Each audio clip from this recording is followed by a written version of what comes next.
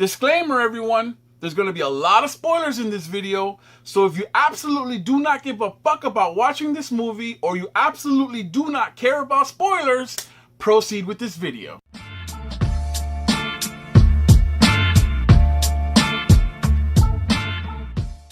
Oh my god, so where do I begin? I had the most absolute best time watching this movie. Aside from all the shit the critics said, aside from all the people that were reviewing this movie, I didn't care. I went to go watch it and I formed my own opinion, and I'm glad I did because I absolutely loved this movie. Going in with an open mind, not watching a single critic review or any type of spoiler video on YouTube, because the movie was released on Thursday, the day before, and I did not want at all to know about the movie until I went to go see it. So I stayed away from all those reviewers and all the critics. I couldn't stay away from Facebook, where they were showing all the scores to the movie, and they weren't so hot. But I did not take that under consideration whatsoever going into the movies, because I form my own opinion. I'm not a sheep. I don't go by what other people say. I form it myself by experiencing it myself. I loved it. I couldn't understand what all the hate was when it came to Ben Affleck. I understand that decision to cast Ben Affleck was completely out of left field. I never saw or portrayed Ben Affleck as Batman, but damn it if that wasn't the right decision. I absolutely love Ben Affleck's performance. I know that a lot of people didn't like that aspect of the movie, because that's what was in the trailers months ago when everybody was watching. All you saw was all the hate Ben Affleck was getting for being Batman. Oh my god, let me tell you, man, he had one of the best performances I've seen in a long time. There's a lot of discrepancies in this movie, and I'll get to that here in a second. I just want to say that the performance that Ben Affleck gave was, I'm not going to say it was stellar, but he was the man for the job for this video. When I see Ben Affleck, I think of Good Will Hunting, I think of Dogma, like comedy roles that he's played. And this was such a serious role, like from start to end. This movie was 2 hours and 47 minutes long. And in none of that time, in all of those minutes, whatever it adds up to, did Bruce Wayne smile. Ben Affleck, I mean, the character does not smile. And for good reason, because there's a lot of shit going on. And he played it to the T. I love it. Dude, he bulked up. He changed his physical body for this role. And it shows. There's a part where this motherfucker's pulling, I mean, just weights. And he's doing chin-ups with weights on him, and his shirt's off. And you're just like, holy shit, he looks almost as big as Henry Cavill as Superman. Because if you remember in Superman Part 1, or in the Superman movie where Henry Cavill comes out, he's coming out of the ocean with his shirt off, and he's fucking ripped, and water's just glistening off his muscles, and you're like, holy shit, this guy's ripped. And Batman, holy cow, he's ripped. Like Ben Affleck is ripped. So I'm sure the ladies didn't mind that. I absolutely loved the way he changed his body for this role. It's Frank Miller's rendition of the old Batman, the withered Batman, the tired Batman, his face was so weathered. Like, that's the face of someone who's been through so much anguish and pain and suffering and just years of turmoil of fighting crime for like 20 years. Like, it says it all in his face, and he captured that. And Frank Miller captured that in his drawings when he drew his comic book of Batman when he fought Superman. It was just one of the best comic books I have read in literally my whole life. Aside from the death of Superman, those two comics I hold in such high regard. I've been reading them for over 20 years. Each comic book block is ingrained into my mind. Like I've read them periodically, sporadically throughout the 23 years that they've been out. Or Death of Superman, I've been reading since 1993. I've watched all the animated versions of those movies. I don't particularly like Doomsday from 2007 animated movie. That we'll get into that here in a minute. The movie was an action-packed thriller from, I won't say from start to end, but the thing is that threw me off from the movie was when they went into dream sequences. Because literally, it would be from Bruce Wayne looking into the computer, and we're getting into spoilers now because I'm going to talk about the movie. He's looking up at a computer, and then the next scene, like he's decrypting something. And then the next scene goes into like when he's a kid, and they show him and his parents getting killed, and you know the natural way you start off a Batman movie, showing how his parents died. Everyone knows how he died. A robber kills them. If you don't know that, get out of the rock you've been living under for the past 70 years. So we get to that point where he comes out of the dream sequence. He's like, holy shit, oh, I'm here again. I'm decrypting. That's right, I'm sorry. It shows you the dream sequence. There's a bunch of other dream sequences that follow, like, just get cut off into scenes and then go straight into dream sequences. And you're, like, just left confused as fuck. You're like, where does this fit into the storyline? Or where is this going? Like, why are they going off into something else? And then they show you that it's a dream sequence. You're like, man, this movie's a little bit out of place. Those dream sequences honestly didn't add to the movie. Like, they could have left all the dream sequences out and the movie still would have been fine. I personally think. I think they just put those dream sequences in to extend the movie for whatever period of time it was. 2 hours and 47 minutes. The movie itself, Dawn of Justice, is 2 comic books, not 4. 2 comic books into one movie. Now, I'm going to give my theory as to why that is. In The Death of Superman, which is one of the best compilation of comic books put together. This is an omnibus. This has 1, 2, 3, 4, 5, 6, 7 books in one. And this is the one I bought when I was in 8th grade in 1993. My best friend at the time, his name was Kenneth Lemon. And I remember him asking me if he was going to the comic book with his dad, and he was going to pick up this copy. And he asked me if I wanted one. And at the time I was like, I wasn't really too into Superman. I was into comic books, trust me. I was into X-Men, I was into Venom and Spider-Man. Not really into Superman. So I want to say that this comic book, I read Superman before, I just wasn't really into him. But after reading this and The Death of Superman, I was hooked on Superman till this day. So I read this book cover to cover when I first got it. I mean, it took me literally an hour to read this whole comic book. And then once I finished reading it, I read it again. And I've been doing so ever since for the last 23 years. So I'm very, very familiar with this comic book. This comic book is my childhood for the most part. I've read this. I love this comic book. This is my childhood. And in this comic book, it doesn't go into depth in too much into the origin story of who Doomsday was. But in the book, Superman doesn't fight Doomsday right away. For the most part, the whole half of this freaking comic book, about that much of the comic book, is the Justice League fighting Doomsday. They first encounter Doomsday.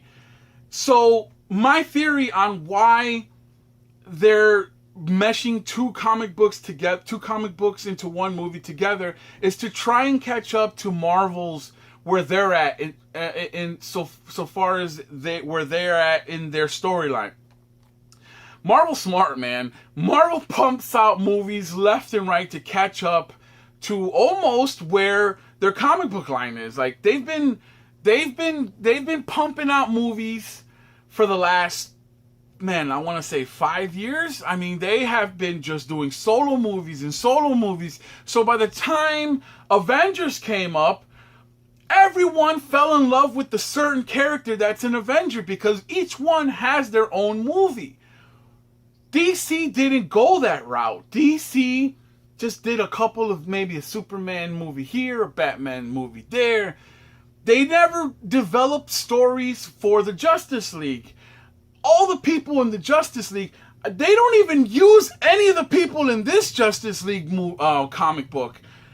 Their Justice League is completely different. I mean, completely different from, they completely strayed away. And it's understandable because for this movie to do that, because they didn't build up to the movie to a Justice League. I completely understand this movie taking that route. They've completely meshed Frank Miller's comic book and the Death of Superman comic book, and they meshed them together into one movie. They're trying to catch up to Marvel's Civil War, I believe, to bring a group of comic book superheroes together.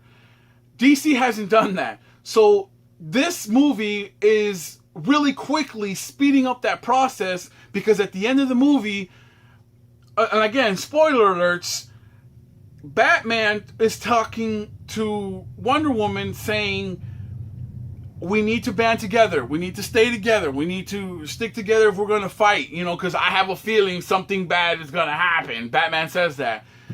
And I'm like to myself, are they thinking about the Justice League War where Darkseid comes in? Like, are they going to start, now they're going to bring in Darkseid? And that's why they have to speed this shit along. They can't concentrate on making a movie on Flash. They can't concentrate on making a movie on Cyborg. They can't concentrate on making a movie on whoever else they showed. I can't really remember who it was. They showed like 3 people that were meta-humans. Wonder Woman, Batman figured out that LexCorp had tabs on other humans that weren't normal, which they call meta-humans. And Wonder Woman was going through the file and she saw that they had live footage of like Flash using his power. They saw live footage of Cyborg being created, and they had a live footage of someone else. I can't remember who the other superhero was, but it's their way of ending it to where they can start off really fast with a Justice League because they need a fucking Justice League. They need an Avengers movie basically, so they need to create a Justice League. And at the end of this movie was a perfect opportunity to not give everyone a personal movie and just bring them all in to one movie called Justice League, is what I'm thinking. So I'm guessing they're going into like the Justice League War movie. And rightly so, because they are fucking far behind from Marvel. The movie itself didn't really stick to this comic book, and I saw a lot of indiscrepancies. And that's fine. They, you know, whenever it comes up to something like that, I always think alternate universe, because that's all Marvel is. Fucking alternate universes everywhere in DC. People are dying left and right. They bring them back, blah, blah, blah. So it's understandable in a comic book movie to do that. But I want to just point out a couple of things differently, right?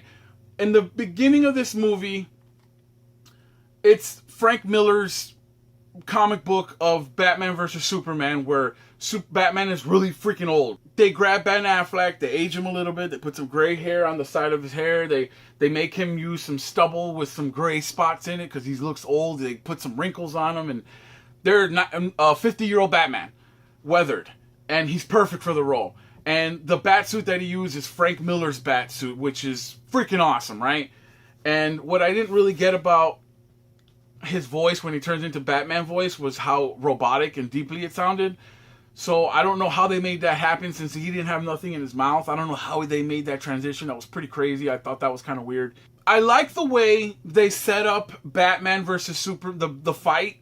Like, it was pretty cool how I saw like the reason why Batman was going after Superman, because Superman saw that he was torturing all these people and they were winding up dead. Well, LexCorp obviously was framing each other so that he pit them against each other basically, and he sabotaged Superman at the beginning of the movie by hiring some assassins to make sure that Lois Lane was in danger. So, and no matter what happens, Superman is always gonna take care of Lois Lane. And perfect example is the 2007 animated movie. This son of a bitch would rather kill a whole building full of people and go save one or two people, which is his love of his life, Lois Lane and Jimmy, out of the helicopter. And it was like, this son of a bitch don't care. Like, when it comes to Lois Lane, he don't give a shit who he kills to save his girl. So in the movie, bam, same thing. He gets there, boom, and he takes out a dude that's holding his Lois Lane hostage. And Lex uses that to his advantage to frame Superman. Everyone starts hating Superman for some reason, for that reason, that he's a vigilante, he's a god, but no one can police him because he's unstoppable. You can't stop Superman. So everyone starts getting scared a little bit of Superman, but there's his supporters, and then and there was a dream sequence where Superman has his own, like, soldiers and armies because Batman's dreaming it up, and I'm like, what the hell is... So Superman is basically God. That's what he is. He's a god, and Batman doesn't like that shit. At the beginning of the movie, I thought it was really cool how they show that transition where Superman is fighting Zod, and Batman's building is in Metropolis, and you see Bruce Wayne running at his building because that's where his employees are. He's telling his people, he's trying to call his people, get the fuck out of the building, man. You see these idiots fighting, like, get out of the building, get out of the building. Too late, all these people die, and Batman feels that Superman is responsible for that. Like, he brought that shit here because he's here. Those people followed him, and because he's here now, where the Earth is in danger. Now he blames Superman for all the world's trouble. So now they hate each other. Superman hates Batman, Batman hates Superman, and they're always clashing in the movie. And I love the way they kept good to the fight, so, somewhat, when Batman and Superman... I know a lot of you guys were thinking, Batman's just a normal person. Yes, he's a normal person, but he's the smartest person in the DC world. The guy knows his shit. He's a detective. He's a problem solver. He's super, super smart. Because he's smart, he can set up the fight beforehand. If in Frank Miller's comic book, holy shit, man, like, he was completely prepared. He had all kinds of missiles and all kinds of anti-Superman weapons, and he had armor, Superman armor. Like, you couldn't mess with this Batman. Like, he was prepared. It's a 50-year-old war-torn Batman. The guy knows his shit. He did his study. He did his research. He knows how to take down Batman. He knows, or Superman. He knows Kryptonite can stop him. So he gets a hold of that shit, Like he thought of it all, right? And for the most part, they captured that, just sped up a little bit for the movie. They kept true to that part. Like, Batman was right about to kill Superman when Lois Lane comes in and saves the day, because they kidnapped Batman or Superman's mom, and Lex did, asshole. Fucking, what a dick. Like, Lex is a complete dick. And by the way, the character that played Lex, I can't remember his name. Oh, what the fuck is his name? I can't remember his name. But for the most part, I didn't like him. I didn't like his rendition of Lex. He made Lex look like a spoiled little daddy's boy. Like, I want to control the company the way I want to control the company. Like, just complete loose cannon, doing whatever he wants. He reminded me of the character that he played, Mark Zuckerberg, in that Facebook movie. That's how I kind of looked at him at. Like, Jesse, I think his name is. Yeah, Jesse something. And I didn't like him. I didn't like the way he portrayed Lex. That's not how I portrayed Lex. But then again, alternate universe, I guess. You can just chuck it up as that, So in both movies, they pretty much kept the fighting between Superman and Batman. In the animated movie, they kept it pretty quick because they had a lot of story to it. And in the movie, they kept it pretty quick. It was a pretty quick fight. And then right away, they had to team up because because they had to stop Lex, because Lex was going to... He had another scheme up his sleeve, and Superman asked for Batman's help, and then they joined up together to fight Lex. But in Frank Miller's, if you've read Frank Miller's comic book, you will know, or even in the animated series, you will know, in the animated series, Batman pretends to die. Batman kicks the shit out of Superman. He fucks him up. But Batman at the end of the movie pretends to die. He stops his heart rate, and Superman scans him, right? And then he sees that Batman's dead, blah, blah, blah. But in reality, Batman just stopped his heart because of techniques he learned.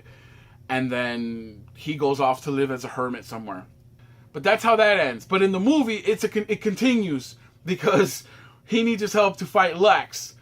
And they team up together. Lex uses the spaceship from Zod to make a super being to destroy Superman. And this was all told to him by the ship's computer.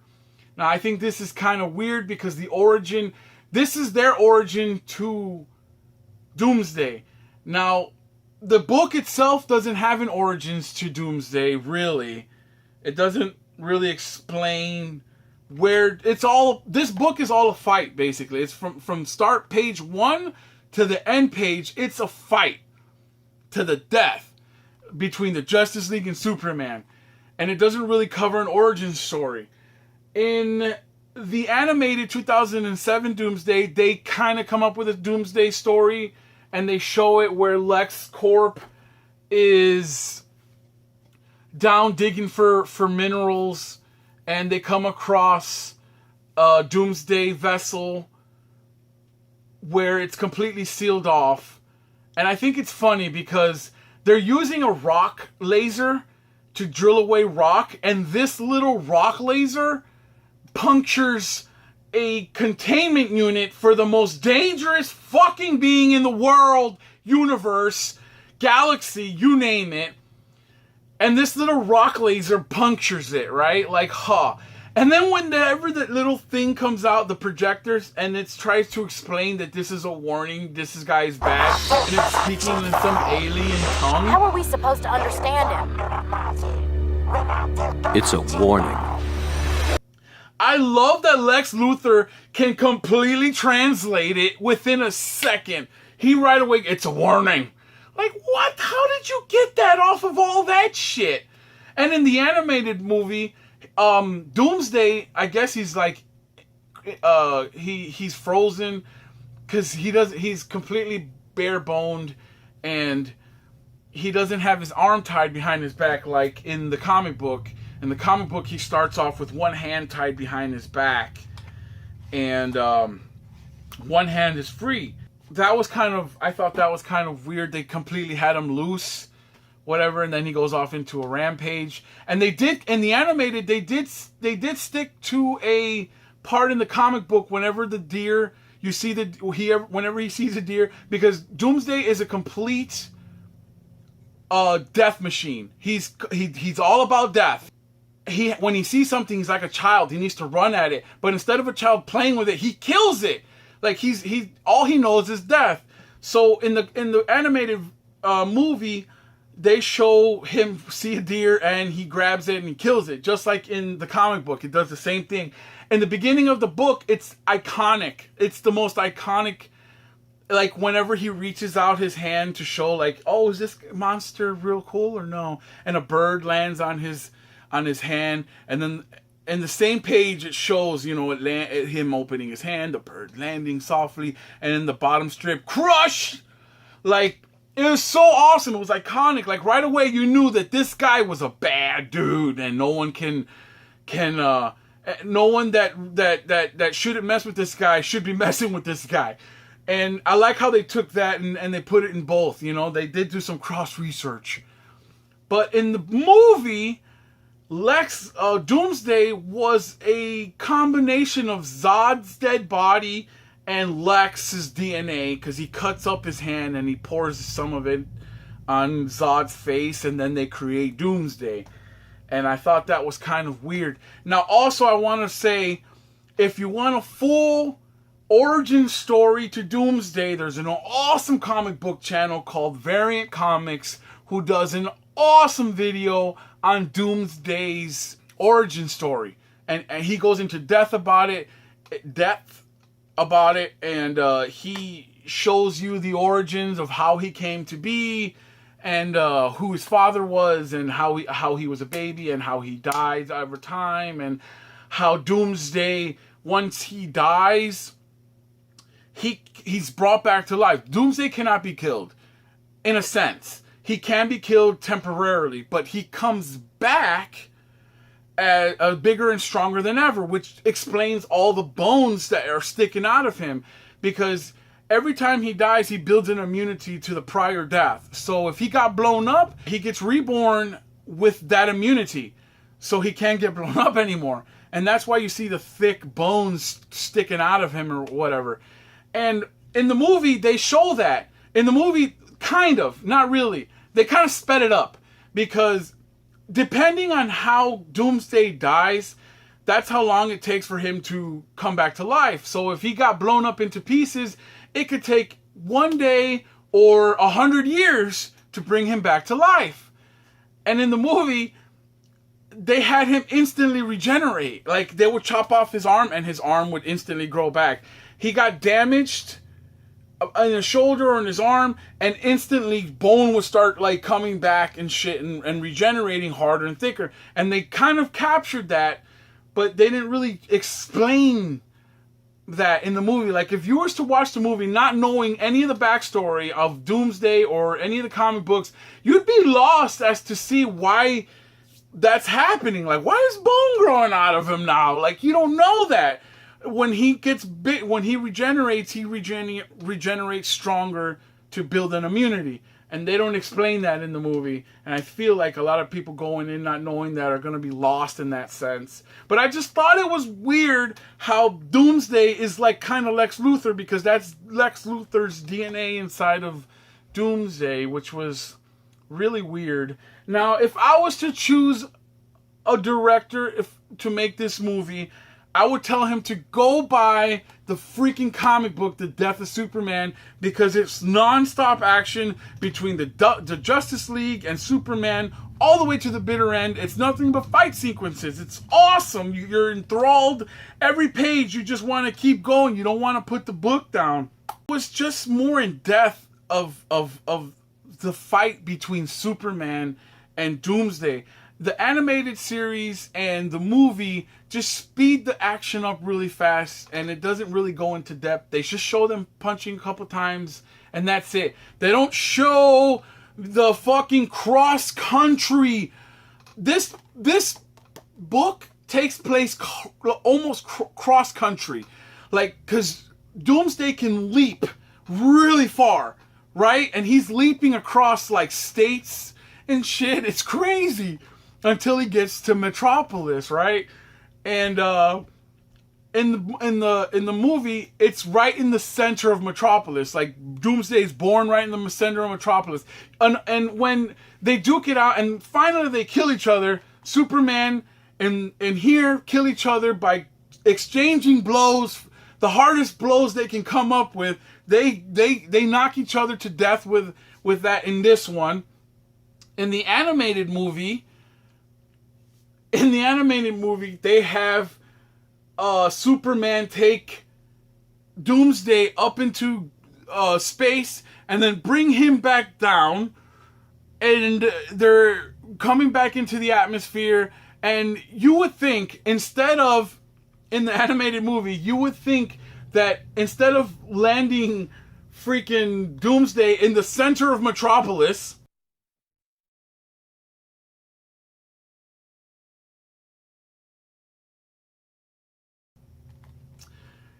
he would have just went a couple of degrees to the left and went to, like, say, New Jersey, and just fucking annihilate New Jersey, because New Jersey isn't Metropolis, you know? To all you New Jerseyans out there, I'm sorry, but it's true. So that's how they killed Doomsday in the animated movie. And let me tell you, the animated movie is not the best rendition of the story, because they literally spend only 20 something minutes on the first half of the movie, Superman and Doomsday fighting. And then it goes from Superman's dead after he re-enters Earth's atmosphere and blows each other up. Doomsday and Superman die. They go into the death of Superman, which is this comic book. So the animated movie in 2007 covers this one for the first 20 minutes, and then this book for the last 50 minutes. And I would have rather have had them cover an entire... There is no movie that covers this book. There is no movie that covers this book in its entirety. Everything you see is either a meshed mess or just... It's stupid. I think it's dumb how they don't put them together or make one each. Because this is a really good comic book on how he returns. And this is a really good comic book on how he dies. And I think they both deserve their own movies. And the animated movie, like I said, meshes these both together. And Dawn of Justice meshes this book and Frank Miller's book together. So it's a mishmash of comic books to try and get to the end result, which is the Justice League movie. Because I think that's what they're trying to do, is bring light to Marvel's answer to their Avengers, or DC's answer to Marvel's Avengers. In the movie Dawn of Justice, Superman and Doomsday, same thing as the animated movie, they go up into space, right? So the United States is like, fuck Superman, let's just kill that motherfucker off because he's a god, and fuck it, like, yeah, he's helped us, but just get rid of them both. Fuck it, go. So they send up a nuke, and it hits both of them. But it only kills Superman, in a sense. And then it brings back Doomsday into the Earth's atmosphere, which he still lives. But Superman really can't die as long as he's in Earth. On Earth, he can't really die. Unless he gets like stabbed with kryptonite, and even then he regenerates. It just takes time for him to regenerate. But they show how he regenerates through the power of the sun in the movie really quickly. The power of he absorbs all the good rays from the sun, and he regenerates all his powers, and he goes back down to Earth, and he kicks Doomsday's ass. And what made me cry. Really, what made me cry was the end scene, because it was kind of the way he doesn't die the way he's supposed to. Motherfucking Batman makes a spear of kryptonite, right? Superman grabs that spear of kryptonite and thrusts it into Doomsday, right? And then Doomsday then grabs his bone elbow and sticks Superman in the chest, which I don't know how it pierced Superman, because that thing wasn't laced with kryptonite, so fuck me, I don't know. So they both die, right? So then here comes Lois Lane, and I knew it was going to happen, because it has to be one of the most famous comic book ending pictures ever, and that's when Lois Lane's holding Superman in her arms. And that's the same thing happened in the movie. She's holding Superman in her arms. And I cried like a little baby. I'm man enough to admit that. I don't give a shit. I cried like a little freaking baby. And I loved that scene. My favorite scene that I end the comic book with for the last 23 years. I saw it come to life on screen. The only thing I didn't like about it was the actress that played Lois Lane. Killed it for me. I still cried. I tried picturing someone else as Lois Lane, because she wasn't the best Lois Lane out there. And I didn't like their decision to go with that lady for Lois Lane. I can't remember her name.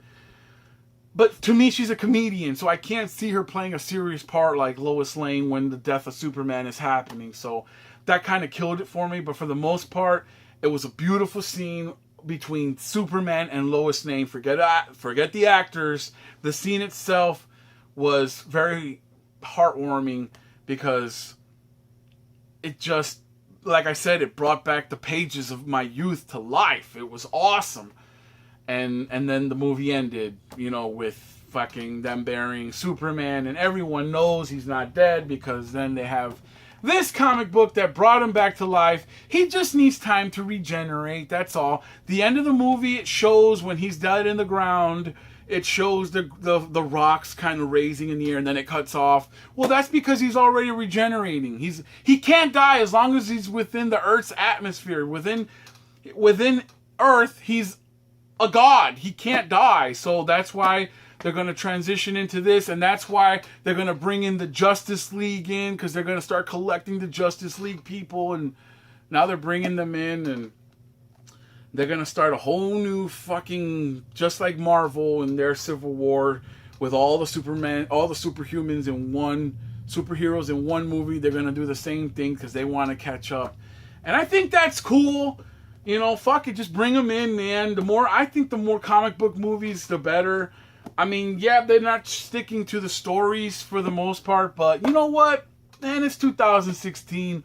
Who gives a shit? Just enjoy the movies. Don't take nobody's opinion and for this movie and let that be a factor on whether you see it or not. Fuck the critics, fuck the reviewers.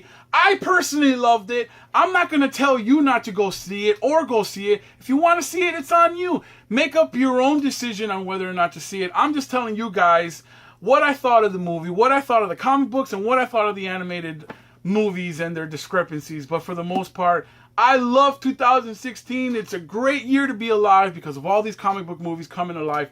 All my comic book pages are coming to life, and it's freaking awesome. It's a great time to be alive. If you want to go check out the movie because you want to see the movie, do so. Don't do so because someone said to go see it because it was, you know, fuck that. Form your own opinion. Go check out the movie if you want to. This is Okchief. This was my little talk on the movie, Dawn of Justice. I freaking loved it. Ben Affleck, you're awesome as Batman. Henry Cavill, you're fucking gorgeous as Superman. Fuck Lois Lane. She was horrible. Fuck Lex Luthor. He was pretty bad. Other than that, I freaking love the movie. Go check it out if you want to. This is Okchief 420. Peace out, y'all.